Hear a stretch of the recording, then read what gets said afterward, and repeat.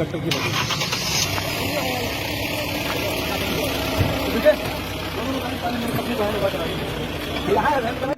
तस्वीरों में जकड़े हुए जिस शख्स को आप देख रहे हैं, यह शख्स बिहार का बहुत बड़ा दुर्दांत अपराधी है। इसके नाम बिहार में कई मामले दर्ज हैं। इस अपराधी का सबसे पहला अपराध तो यह है कि इसने भारत देश में और उसमें भी बिहार में दलित परिवार में जन्म ले लिया।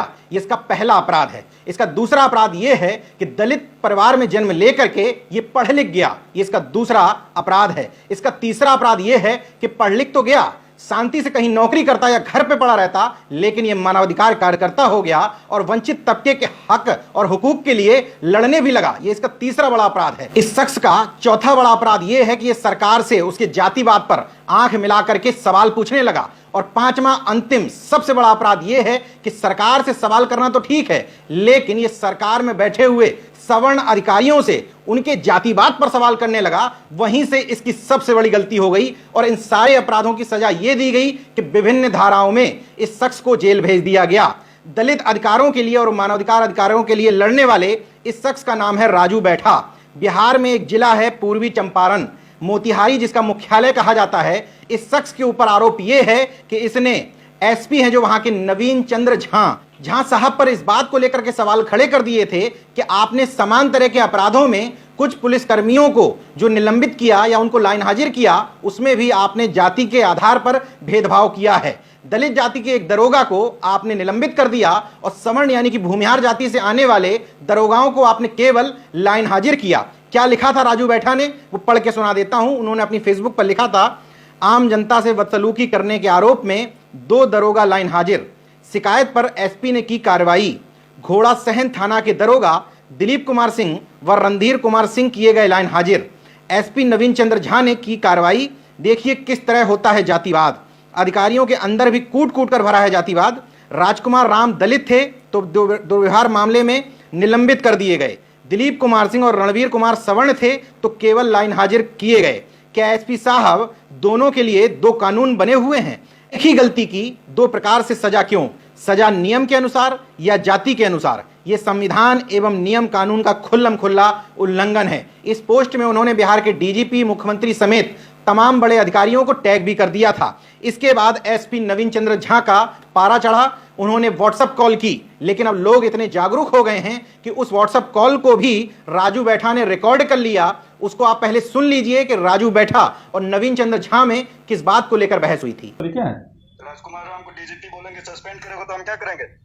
तो सर एक ही मामला दोनों में है ना? तो वो आरोप था ही नहीं उनपे, तो बाकी लोगों पे दोनों पे एक ही मामला है ना? एक मामला है। तुम डीजीपी हो, तुमको पता है कि एक ही मामला है।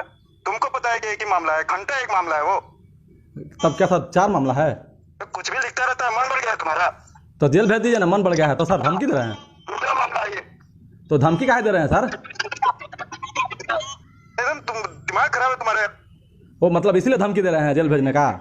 कल के वीडियो में मैंने एक बात प्रमुखता के आधार पर कही थी कि भारत की सभ्यता, संस्कृति और परंपराओं में न्यायिक चरित्र रचा बसा ही नहीं है। इसलिए यहाँ के लोगों की मूल सोच में भी न्यायिक चरित्र नहीं है। वो हर काम को जातिवादी नजरिए से सोचते भी हैं और करते भी हैं, चाहे वो ब्यूरोक्रेसी के लोग हों, चाहे राजनीति से जुड़े हुए लोग, और यहाँ तक कि न्यायपालिका में बैठे हुए लोग भी हर चीज को, हर निर्णय को कहीं ना कहीं जातिवादी नजरिए से देखते हैं। यही वजह है कि एसपी नवीन चंद्र झा को राजू बैठा का सवाल उठाना नागवार गुजरा और उन्होंने 29 जनवरी के एक मामले में राजू बैठा को जेल भेज दिया, जिस मामले में उनके अलावा कई अन्य लोग नामजद थे। यहां पर यह भी सवाल है कि राजू बैठा के नाम के आगे न पिता का नाम था, न उनके गांव का नाम था, लेकिन उनको जेल भेज दिया गया। लेकिन उसी तरह के आरोप में अन्य सवर्ण लोग भी आरोपित थे, उनको जेल नहीं भेजा गया।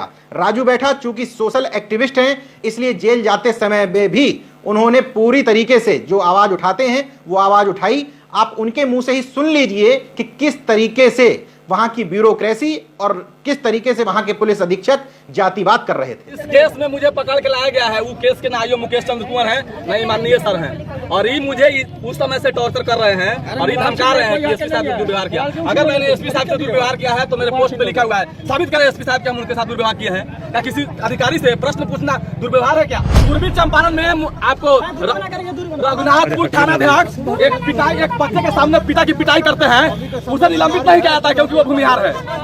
आप जान लीजिए घोड़ासहन थाना में दिलीप कुमार सिंह और रंजीत कुमार सिंह, वो भी दुर्व्यवहार करता है, उसे लाइन हाजिर कर दिया जाता है, उसे सस्पेंड नहीं किया जाता है। आप यहीं तक जाइए, सुगौली में रोहित कुमार और ज्वाला सिंह दारू माफिया के साथ बैठते हैं, दारू पकड़ते हैं, उन्हें भी पुलिस पकड़ के उन्हें भी पुलिस सस्पेंड लाइन हाजिर करती है, सस्पेंड नहीं करती है। और एक दलित दरोगा राजकुमार राम केसरिया में किसी से दुर्व्यवहार करता है तो उसको निलंबित कर देते हैं। और वही क्वेश्चन मैं फेसबुक पोस्ट पे पूछता हूँ, एसपी साहब कहते हैं तुम्हारा मन बढ़ गया है। धमकी दिए थे, उसका ऑडियो कैसेट भी है मेरी पत्नी के पास, क्योंकि वो व्हाट्सएप कॉल किए थे, उसका रिकॉर्डिंग भी है। आप सभी से गुजारिश होगी कि मैंने सामाजिक कार्य किया है, मैं कोई दलाल नहीं हूँ, कोई मर्डर नहीं हूँ। इसलिए आप सभी लोगों से आग्रह है कि अगर मैं सामाजिक लड़ाई लड़ा हूँ, पुलिस मेरे साथ ज्यादती की है, यहाँ के एसपी ने मेरे साथ दुर्व्यवहार किया है, तो ये मानवाधिकार का उल्लंघन है। और जिस केस में मुझे लाया गया है उस केस का मैं आरोपी नहीं हूँ, क्योंकि ना ही उस केस में मेरे पिता का नाम है और ना ही मेरे गांव का नाम है। तो पुलिस मुझे किस ग्राउंड पर पकड़ के लाई है ये भी पूछना है। अच्छा, उस केस के अगेंस्ट में 5116 भी छतौली थाना में दर्ज है, जो इनके सौजाती है मुकेश चंद्र कुमार जी के, उन्हें ही अरेस्ट करके नहीं लाए हैं। और मुझे एक साजिश के तहत घर से जाके बिना आईओ के मुझे उठा लाए हैं। मेरा 2 मोबाइल और 25,000 रुपया वहीं ले लिए हैं। और जब वहीं मैं मांग रहा हूँ कि जो भी पैसा और मोबाइल मेरी पत्नी को दे दीजिए और मुझे ले दीजिए, मैं चलने के लिए तैयार हूँ, ना ये दे रहे हैं और कह रहे हैं कि ज्यादा हंगामा करिए।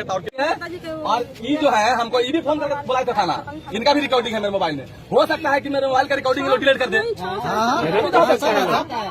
मैंने 100 से ज्यादा मेल सीएम को और डीजीपी को भेजा है कि मुकेश इनके खिलाफ 4 केस किया है मैंने ह्यूमन राइट कमीशन में 1950, 158, 165, 218, 4 ह्यूमन राइट कमीशन में इनके खिलाफ केस है।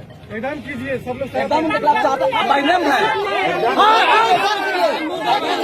इस मामले में बिहार के तमाम सारे सामाजिक संगठन राजू बैठा के समर्थन में आ गए हैं। यहां तक कि बिहार सरकार में कैबिनेट मंत्री श्याम रजक, जिनको नीतीश कुमार का करीबी भी माना जाता है, उन्होंने भी इस मामले में आवाज उठा दी है। लेकिन जातिवादी चरित्र देखिए कि अभी तक राजू बैठा जेल से बाहर नहीं आ पाए हैं, क्योंकि उनके ऊपर इतने मामले लाद दिए गए हैं। एसपी नवीन चंद्र झा साहब, अगर आप इस मामले में सही हैं तो कृपया करके ये बताएं कि राजू बैठा के खिलाफ जिस 29 जनवरी के मामले में आपने गिरफ्तारी करवाई है, वो तो लोगों के हित में ही सड़क पर आए थे, SC ST और अल्पसंख्यकों की तमाम मांगों को लेकर के प्रदर्शन कर रहे थे।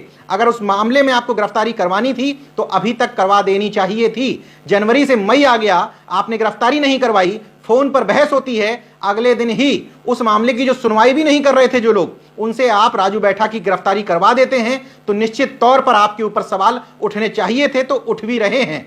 वो तो भला मनाइए कि इस समय बहुजनों के हाथ में सोशल मीडिया का एक बहुत बड़ा हथियार लगा हुआ है, तो राजू बैठा की ये आवाज केवल बिहार ही नहीं, दिल्ली तक भी पहुंची, दिल्ली में भी लोगों ने विरोध किया, अब धीरे धीरे पूरे देश भर में फैल रही है और लोग इसका विरोध भी कर रहे हैं। वरना 26 मई को गिरफ्तारी हुई थी, 8 दिन बीत गए, पुलिस कब तक इस गिरफ्तारी को बढ़ा के चलती चली जाती, इसका कोई अंदाजा भी किसी को नहीं लग पाता। अब उम्मीद की जा रही है कि बिहार सरकार के एक मजबूत कैबिनेट मंत्री बोले हैं, तमाम सारे सामाजिक संगठन भी बोले हैं, अब ये एसपी कम से कम अपने जातिवाद से झुकते हुए राजू बैठा को निश्चित तौर पर जेल से बाहर करेंगे। हम यही उम्मीद कर सकते हैं। तमाम सारे बिहार के लोगों से और देश भर के मानवाधिकार और सामाजिक कार्यकर्ताओं से अनुरोध करता हूं कि राजू बैठा के पक्ष में आवाज बुलंद करें। आप और कुछ नहीं कर सकते तो इतना तो कर ही सकते हैं कि राजू बैठा जैसे लोगों के हक में और समर्थन में आवाज बुलंद करें। देखते रहिए संजन मत, जागरूक और सजग बने रहिए। जय विज्ञान, जय संविधान, जय लोकतंत्र।